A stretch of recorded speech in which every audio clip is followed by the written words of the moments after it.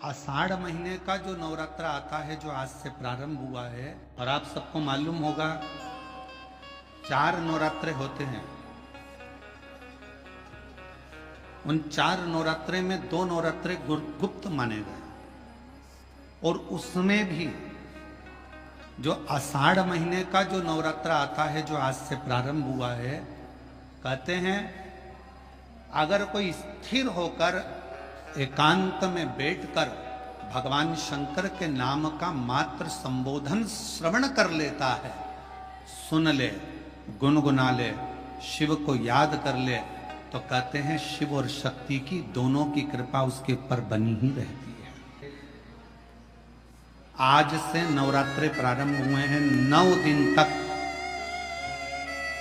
ये गुप्त नवरात्रे के 9 दिन, अगर आपको ऐसा लगता है कि शिवजी आप बाबा मेरी नहीं सुन रहा, बहुत संघर्ष का जीवन चल रहा है, बहुत परेशानी का जीवन चल रहा है, बहुत कष्ट का जीवन चल रहा है, और कोई मंजिल, कोई राह, कोई मार्ग दिख ही नहीं रहा, तुम्हारा कैसा भी दुख है, इससे 9 दिन तक का एक नियम ले लो गुप्त नवरात्रे में कि मुझे शिवजी के मंदिर में अशोक सुंदरी वाली जगह पर एक बेलपत्र मां हेमवती माता के नाम से, कौन सी माता? हेमवती, मां हेमवती के नाम से एक बेलपत्र अशोक सुंदरी वाली जगह पर समर्पित करूंगी। 9 दिन का एक नियम धारण करो, और 12वें या 15वें दिन आप देखिए आपका जो दुख है मेरा बाबा उसको काट कर ही रहे। गुप्त नवरात्रे जो आज से प्रारंभ हुए हैं, गुप्त नवरात्रे जो आषाढ़ महीने का ये गुप्त नवरात्रा है, इस नवरात्रे में हेमवती माता का स्मरण करना, एक बेलपत्र का पूजन करना, या एक बेलपत्र के वृक्ष के नीचे आप 9 दिन तक भी, अगर मंदिर तक भी नहीं जा सकते, मंदिर में आप बेलपत्र रखने नहीं जा सकते, तो आपके घर के आंगन में, द्वारे पर, बगीचे में, आपके घर के पास अगर कोई बेलपत्र का पौधा है, वृक्ष है, उस बेलपत्र के वृक्ष के सामने एक बेलपत्र का पत्ता रखकर भी अगर आप उस पर जल चढ़ा रहे हैं या पूजन कर रहे हैं हेमवती माता के नाम से, तो उसका फल आपको मिलेगा। और मान लो बेलपत्र का वृक्ष भी नहीं है, हम मंदिर भी नहीं जा सकते, हम कहीं नहीं जा सकते, घर से बाहर कैसे निकलें, पानी तेज है, जलवृष्टि हो रही है, बहुत सा पानी है, तो क्या करें? अपने घर में जो शिवलिंग है, तुम्हारे घर में अगर जो शिवलिंग है, तुम्हारे घर में जो शिवलिंग विराजमान है, उसी शिवलिंग के साक्षी में, सम्मुख में भी अगर हेमवती माता का नाम लेकर अगर एक बेलपत्र समर्पित करोगे 9 दिवस तक, तो उसका फल मिलेगा जरूर, उसका फल मिलेगा। फिर से बोलो, कौन माता? हेमवती। कौन है ये?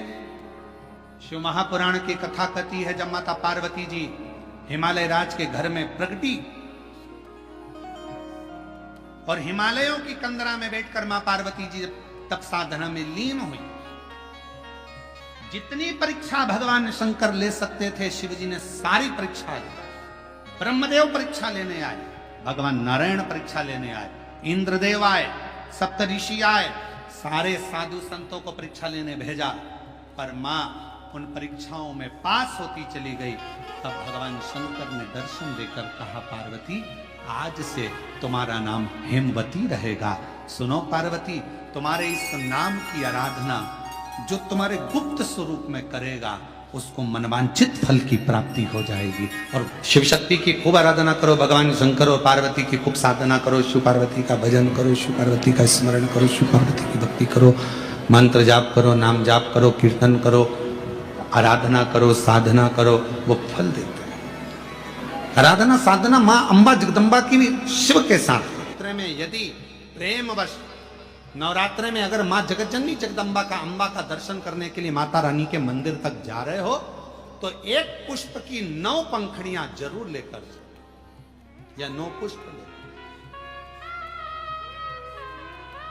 और वो भी नहीं कर सकते, अपने घर में मां जगत जननी को 9 चावल के दाने लाल चंदन में कर अर्पित करो। मां को रिझाओ, देवी को रिझाओ।